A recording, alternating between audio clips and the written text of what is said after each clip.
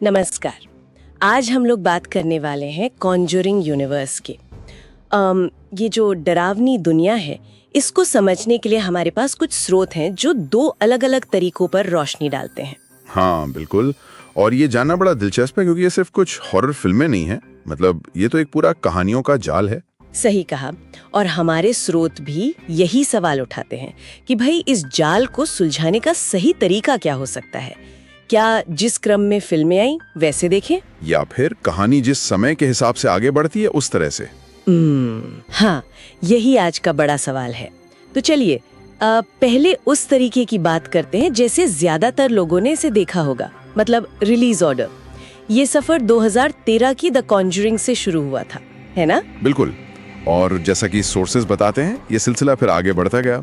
Annabelle, Conjuring 2, none और शायद 2025 की द कॉन्जरिंग लास्ट राइट्स तक जाएगा। अच्छा, तो इस तरह से देखने का अनुभव कैसा होता है, मतलब जैसे जैसे फिल्में आई? देखिए, इसमें एक अलग मजा है। एक तरह का रहस्य धीरे धीरे खुलता है। जैसे द कॉन्जरिंग में आपने एनाबेल डॉल देखी, फिर बाद में उसकी पूरी ओरिजिन स्टोरी आई एनाबेल क्रिएशन में। हाँ, याद है। या फिर कॉन्जरिंग 2 में वो नन वाला कैरेक्टर दिखा और फिर उसकी अपनी फिल्म द नन आई जो कहानी में बहुत पहले सेट थी। तो रिलीज ऑर्डर में एक सरप्राइज एलिमेंट रहता है, यूनिवर्स धीरे धीरे एक्सपैंड होता हुआ दिखता है। ये बात तो है। लेकिन फिर वो दूसरा रास्ता आता है कहानी की टाइमलाइन के हिसाब से देखना, क्रोनोलॉजिकल ऑर्डर। ये थोड़ा पेचीदा लगता है, नहीं? हाँ, पेचीदा तो है क्योंकि यहाँ शुरुआत 2013 से नहीं होती। अगर कहानी के हिसाब से चलें तो हमें सीधे जाना पड़ेगा 1952 में। 1952 मतलब द नन से शुरुआत। एग्जैक्टली। वहीं से ये सारी बुराई का जो सिलसिला है वो शुरू होता है। फिर आती है एनाबेल क्रिएशन जो 1955 में सेट है। ओके। उसके बाद द नन 2, वो 1956 की कहानी है।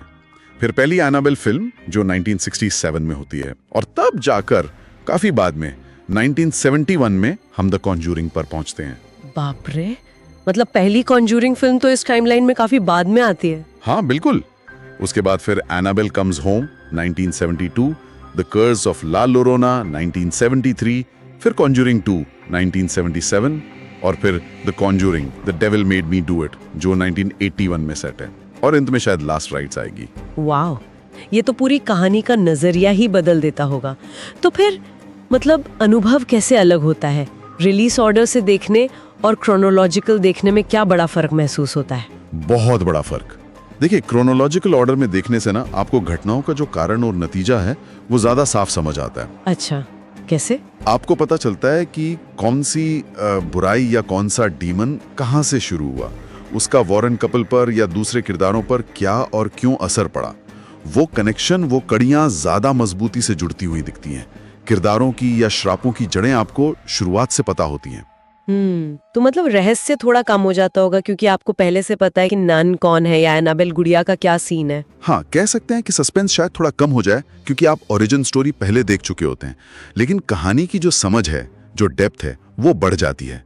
आपको पूरी तस्वीर एक साथ दिखती है, बिखरी हुई नहीं। अच्छा, तो ये एक तरह से हुआ कि रिलीज ऑर्डर में आप एक जासूस की तरह पहेली सुलझा रहे हैं, हर नई फिल्म के साथ एक नया टुकड़ा मिल रहा है। हाँ। और क्रोनोलॉजिकल ऑर्डर में आप एक इतिहासकार की तरह पूरी कहानी को शुरू से आखिर तक देख रहे हैं। बिल्कुल सही कहा आपने। ये बिल्कुल वैसा ही है। रिलीज ऑर्डर में वो थ्रिल है जो पहली बार देखने वालों को मिला था। अरे ये कहां से आया, अच्छा इसका कनेक्शन उससे है। हाँ। जबकि क्रोनोलॉजिकल में आपको एक संतुष्टि मिलती है कि हाँ, अब मुझे पूरी टाइमलाइन पता है, अब मुझे समझ आ रहा है कि ये सब कैसे जुड़ा है। तो ये पूरी तरह से देखने वाले की पसंद पर निर्भर करता है। चॉइस आपकी है कि आप कैसा अनुभव चाहते हैं। तो संक्षेप में कहें तो कॉन्जरिंग यूनिवर्स को एक्सप्लोर करने के ये दो मुख्य रास्ते हमारे सामने हैं। एक जैसा वो रिलीज हुई परत दर परत, और दूसरा कहानी के समय के क्रम में शुरू से अंत तक। दोनों के अपने मजे हैं, अपने अनुभव हैं। बिल्कुल। और यहाँ एक सोचने वाली बात छोड़ जाते हैं। मान लीजिए किसी ने एक क्रम में फिल्में देख ली हैं रिलीज ऑर्डर में। हाँ। तो क्या क्रोनोलॉजिकल ऑर्डर में दोबारा देखने पर उसका अनुभव बदल जाएगा? क्या बुराई की जड़ें पहले जान लेने से बाद की फिल्मों का डर या रहस्य बढ़ेगा क्योंकि अब आप वो कनेक्शंस जानते हैं, या कम हो जाएगा क्योंकि वो पहला वाला सरप्राइज अब नहीं रहा? ये एक दिलचस्प सवाल है सोचने के लिए। वाकई सोचने वाली बात है। इस पर विचार किया जा सकता है।